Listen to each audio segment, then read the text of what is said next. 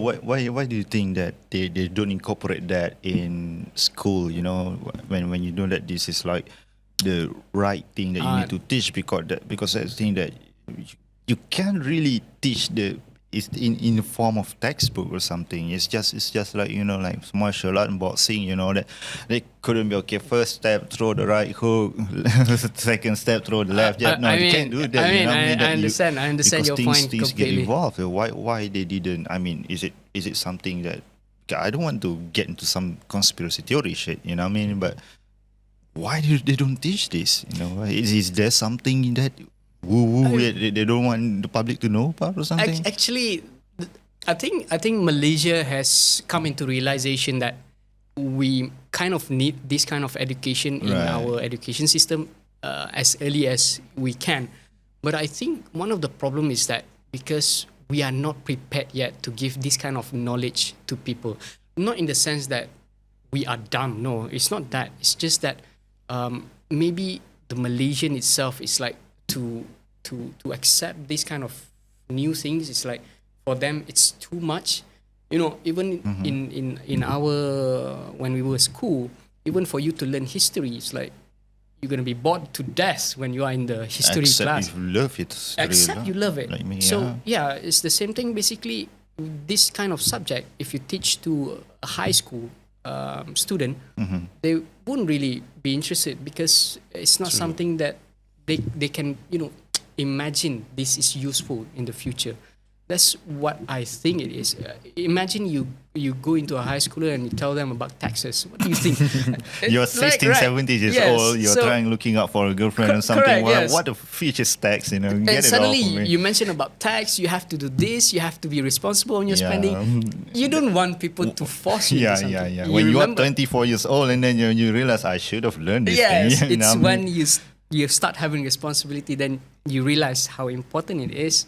So it's not about we don't want to embed it in our education system. It's just that maybe we haven't prepared yet. And because the things that I read I watched some YouTube videos regarding our financial system, basically around the globe.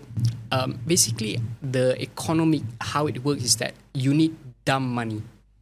What it essentially means that in the whole system, you need someone who has a lot of money to be pooled and then to be used by someone who's smart enough to use those money to be used, like maybe you open a business, maybe you do investment with it. So you need this dumb money. So where does this dumb money came from? Dumb people that have money? Dumb, I wouldn't say dumb people who doesn't. I mean, that's what it literally said. It literally translates to it, but it's just that when you have people who doesn't have this knowledge, so they don't know where the money they should be put, so they're gonna use whatever the system has been, you know, put in front of you. Like, okay, where do you save your money? Put in bank. What do you get in bank? You get interest saving.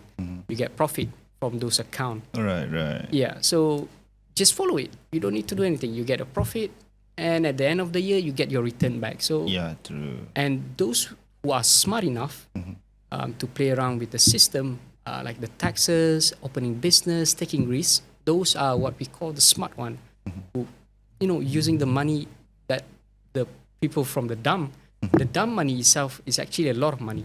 It's not small money. Yeah. Okay? Yeah. So I think that's what I can see why, you know, we are still in the system. You cannot break the change. Of course, you cannot break the change. You know, this I could say fiat money has been around since, I'm not saying forever. It's like, I'm not sure if you know this, but I'm sure that you know this. Since we actually tied the whole currency. This is where it actually gets mad. Where I technically get mad. Yes.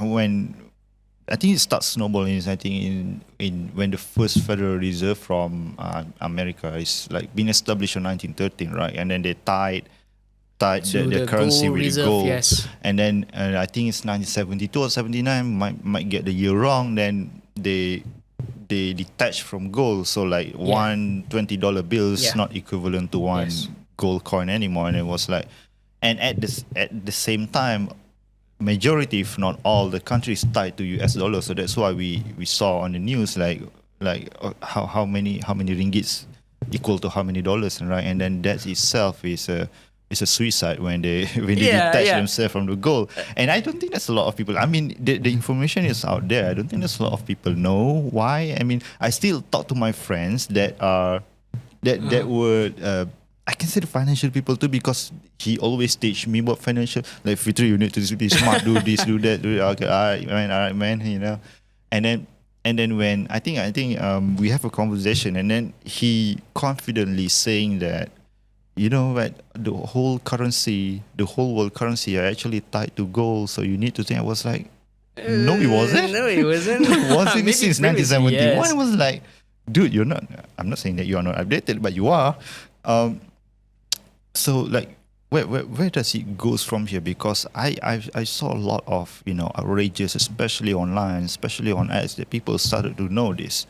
Like, we just printing money for fun, and it's even though we didn't do it, we don't do it. I mean we do to a certain extent, but since we are tied to US dollar, we're going to kill ourselves. You know, what I'm saying? Actually, like you said, it was stopped during the Bretton Woods system, where previously it was tied, but because the United States Federal Reserve requires money to, I wouldn't say print out. So the printing of money, to give you a better illustration, it's not actually the government printing out money, like they use a printer. Tuk, tuk, tuk, tuk. No, it doesn't do like that. It doesn't do the way we imagine the printing of money terms used. But because at the time, US was, I believe they were in two biggest recession. The Great Recession in 1973, if I'm not mistaken, and then another one is in 1981 or 1983, where both are Great Depression for the United States. And that time, because they need to inject some money to the economy, and that's why they cannot tie it to gold, because when you tie your currency value to gold, means that you have a certain amount that you can print. Example, like Bitcoin, you cannot have more money in the you cannot have more Bitcoin in circulation, because whatever the amount at the moment is that amount. Right. Because it based on the mining, the mining process. So because they want to have more money injected into the economy, that's why they need to remove the system itself. And that's why now our currency, we call it the floating currency. Basically, whatever your currency was against United States, let's say us, USD, MYR, it's always floating. It depends on the supply and demand. So in a way, I don't say it's much of a currency. Yes, it's a currency in the meaning itself. It's a mean of exchanging goods, right? So you have money, you want to buy bread, so you exchange it. Okay. But now it's more of commodity. The money itself is a commodity. Why can I say so? Because it has a supply and demand. If you demand more of ringgit, basically your value going to increase because you demand more of ringgit, correct? Right. But if you demand more of dollar, then dollars will be increasing. That's what's happening right now. Yeah. We imagine in 2015 or I think 2014, our currency with dollar was what? 3.7, 3.5 or something, if I'm not mistaken. That time everyone was like, we like it. We export a lot of product. We import a lot of product from the United States because our currency is good.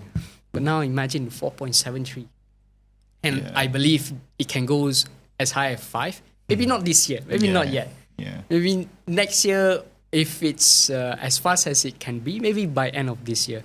But it can go to 5 because it depends on the supply and demand. So this system, you cannot demolish it because we depends on the, I would say, capitalist system, which depends on the interest rate. That's where the secret recipe, I would say. Mamma mia. Yes, the spice, the extra flavor.